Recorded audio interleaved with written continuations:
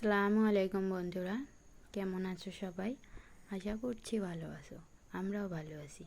তো আজকে একটা নতুন রেসিপি নিয়ে আসলাম।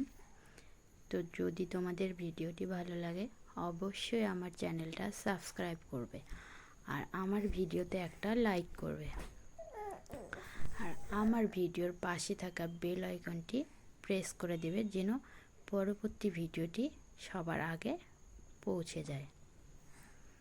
তো যাই হোক, আজকের ভিডিওটা শুরু করলাম।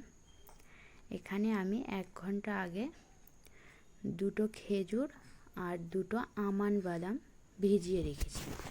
নর্মাল বিশুদ্ধ খাবার পানি দিয়ে আমি ভিজিয়ে রেখেছি।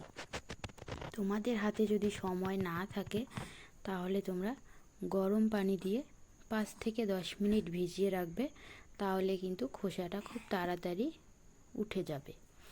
আমি আমন্ড বাদাম আর খেজুরগুলো 1 ঘন্টা মতো ভিজিয়ে রেখেছি আর তারপর খেজুরটা নরম হয়ে গেছে আর খেজুরের ভিতরে থাকা বীজটা আমি ফেলে দিলাম আর আমন্ড বাদামের খোসা দুটো ছাড়িয়ে একটা মিক্সার গ্রাইন্ডে ব্লেন্ড করে নিলাম। নেওয়ার পরে চলে আসলাম চুলায়। একটা প্যান আমি বসিয়ে দিয়েছি আর ওখানে 1 চামচের হাফ চামচ আমি ঘি দিয়ে প্রথমে ঘিটা গরম করে নিলাম। এখন এর মধ্যে আমি দিয়ে দেব 1 চামচ মতো সুজি। আমার মেয়ে যতটুকু খাবে আমি ততটুকু পরিমাণে বানাবো, তোমরা চাইলে তোমাদের পরিমাণ মতো কম বেশি করতে পারো। তো এখানে আমার সুজিটা 1 থেকে 1.5 মিনিট ভাজা হয়ে গেলে যে মিক্সারে আমি আমন্ড বাদাম আর খেজুরগুলো পেস্ট করে রেখেছি সেই ব্লেন্ড করা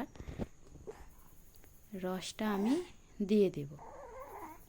এখন এখানে আমি পরিমাণ মতো পানি দেব যাতে আমার সুজিটা সেদ্ধ হয়।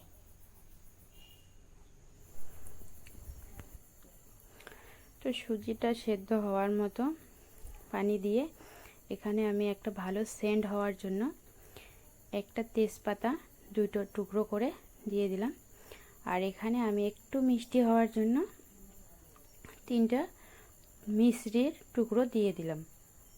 আমি কিন্তু আমার মেয়েকে চিনি খাওয়াই না, তাই এখানে আমি চিনি দিলাম না। তাই এখানে আমি একটু মিষ্টি হওয়ার জন্য মিশ্রির টুকরো দিয়ে দিলাম। এখন আমার সুজিটা রান্না হয়ে গেছে, আমি তেজপাতা দুটো নামিয়ে ফেলে দিব। তারপর আমি এগুলো একটা বাটিতে করে মেয়েকে সার্ভ করব। তো আজকের ভিডিও এই পর্যন্ত বন্ধুরা। কেমন লাগলো আমার ভিডিওটা অবশ্যই কমেন্টে জানাবে আর আমার এই ছোট ছোট ভিডিওগুলো দেখার জন্য সবাইকে অনুরোধ রইল।